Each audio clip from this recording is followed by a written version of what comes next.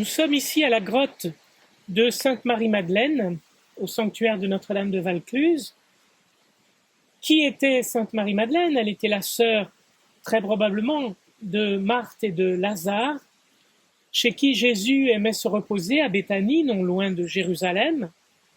L'apôtre Jean raconte comment Jésus redonna vie à son frère Lazare au tombeau depuis 4 jours et comment sa sœur Marie oignit les pieds de Jésus avec un parfum de grand prix, les essuyant avec ses cheveux. C'est au chapitre 12 de l'évangile de Jean. Marie-Madeleine fut touchée par la parole du Seigneur et se convertit, quitta sa vie de pécheresse pour suivre courageusement Jésus, et elle le suivit jusqu'à la croix, avec d'autres saintes femmes, dont bien sûr la Vierge Marie, Mère du Seigneur. Marie de Magdala fut la première à témoigner de la résurrection de Jésus. Rappelons-nous, tandis qu'elle pleurait de ne plus trouver le corps de son Seigneur dans le tombeau, Jésus se fit reconnaître à elle le matin de Pâques, lorsque celui qu'elle prit pour le jardinier l'appela par son prénom, Marie. C'est pourquoi Marie-Madeleine mérite le titre d'apôtre des apôtres que lui donna le pape François. La tradition provençale, accréditée par de récentes découvertes archéologiques, rapporte qu'à l'époque du martyre d'Étienne, fuyant la persécution, Lazare et ses sœurs, ainsi que d'autres saintes femmes comme Marie Salomé, Marie Jacobée et leur servante Sarah, durent prendre une embarcation de fortune, sans voile ni rame, et se laisser dériver.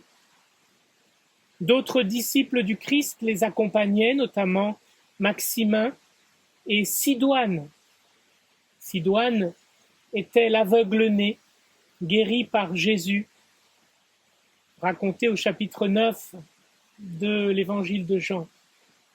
La providence divine leur permit d'accoster près de l'embouchure du Rhône, en un lieu où fut bâtie l'église Notre-Dame de la Barque, qu'on appelle aujourd'hui l'église des Saintes Maries de la Mer.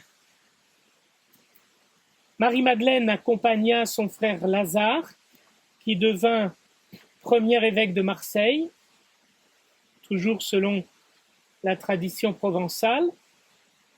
Aspirant à la prière et à la solitude, Marie-Madeleine se retira dans une grotte au nord de cette ville, aux Égalades, mais sa renommée de sainteté lui valut l'afflux de nombreux visiteurs qu'elle évangélisa. Son désir de vivre dans une solitude plus radicale se réalisa lorsqu'elle s'installa dans une caverne très difficile d'accès, appelée aujourd'hui la Sainte-Baume, du mot provençal baumo, qui signifie grotte. Elle y aurait vécu 33 années, recluse dans la prière et la contemplation. On dit qu'elle rendit son âme à Dieu après avoir reçu la communion des mains de l'évêque d'Aix, Saint Maximin. Ses reliques sont vénérées dans la basilique Sainte-Marie-Madeleine de Saint-Maximin, classée ville sanctuaire.